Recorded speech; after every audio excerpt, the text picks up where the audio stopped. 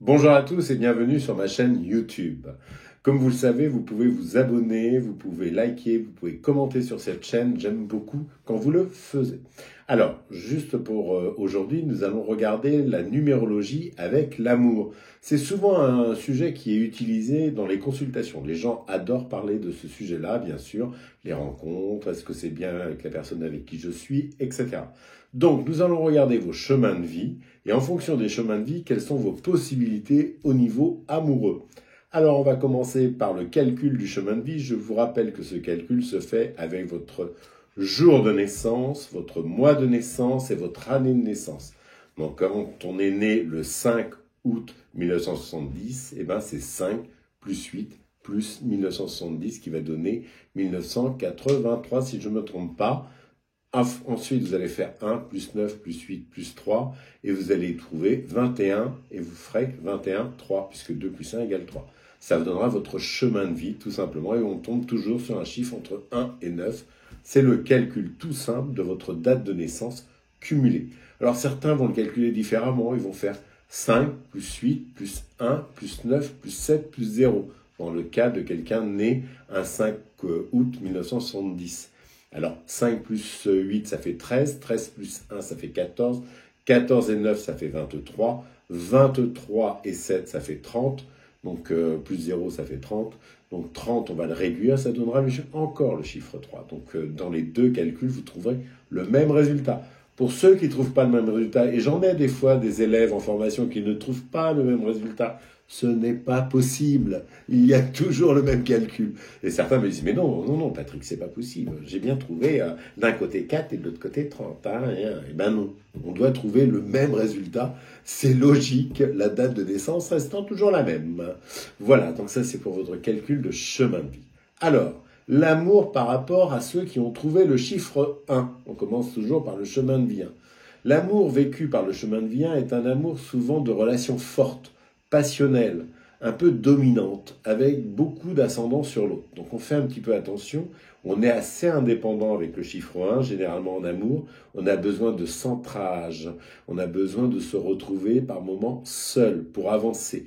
C'est un chemin de vie avec l'amour qui est ouvert à des relations un peu viriles. Voilà pour le chemin de vie 1.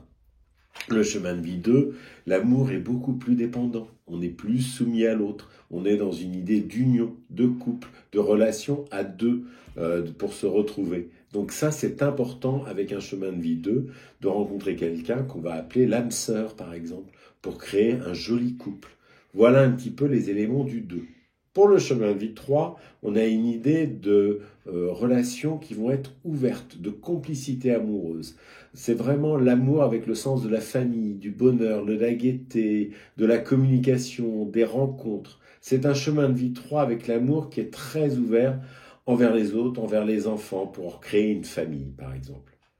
Pour ceux qui ont trouvé le chemin de vie 4 en amour, là, c'est plus carré. Là, on veut des relations à long terme. On veut des relations qui soient durables. Souvent, on les trouve plutôt à partir de 25-30 ans.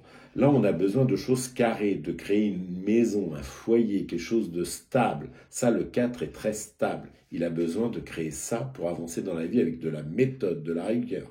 Alors, mon chéri, quand on est en 4, eh ben avec le petit chéri, on veut monter un foyer, avoir des enfants. Tout est programmé avec le 4, dans une forme de stabilité.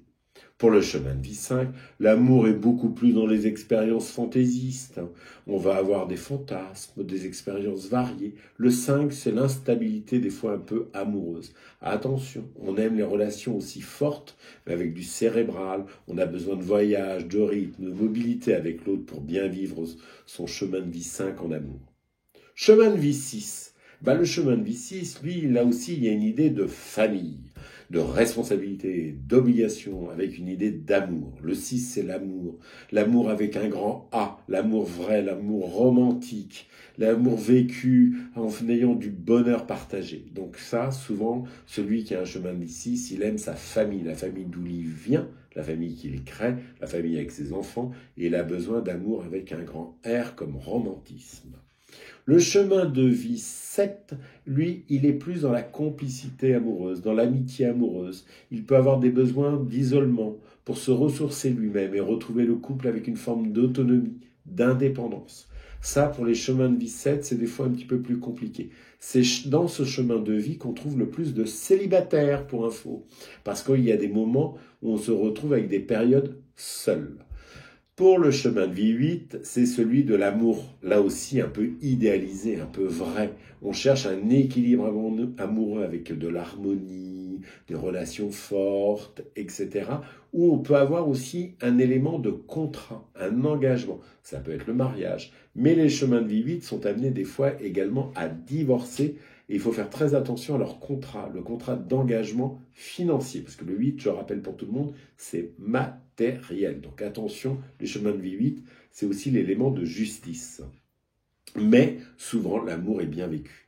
Alors, le chemin de vie 9, pour finir, c'est le chemin de vie avec toutes les émotions qui tournent autour de l'amour. Alors, les émotions intenses. Souvent, on se fait un peu avoir, on est naïf en étant neuf. Donc, on fait un petit peu attention dans la relation de ne pas tomber dans un truc un peu trop, on va dire, gentillet. Donc, le chemin de vie 9, souvent, a deux vies amoureuses. Une avant 45 ans et une après 45 ans. Et souvent, le après 45 ans donnera une relation beaucoup plus durable, une relation à long terme. En tout cas, ce sera une relation avec beaucoup d'émotions, des émotions intenses vécues à deux. Voilà un petit peu les éléments pour l'amour concernant la numérologie. J'espère que je vous ai aidé. En tout cas, je vous rappelle que vous pouvez partager cette vidéo pour tous ceux qui aiment la numérologie. Je vous invite à liker, à commenter ce que vous avez ressenti en écoutant cette vidéo sur l'amour. Et en tout cas, n'hésitez pas à vous abonner à ma chaîne parce que ça manque un peu d'abonnés ces derniers temps. Allez-y, partagez, abonnez-vous. Merci à tous, je vous souhaite une très belle journée.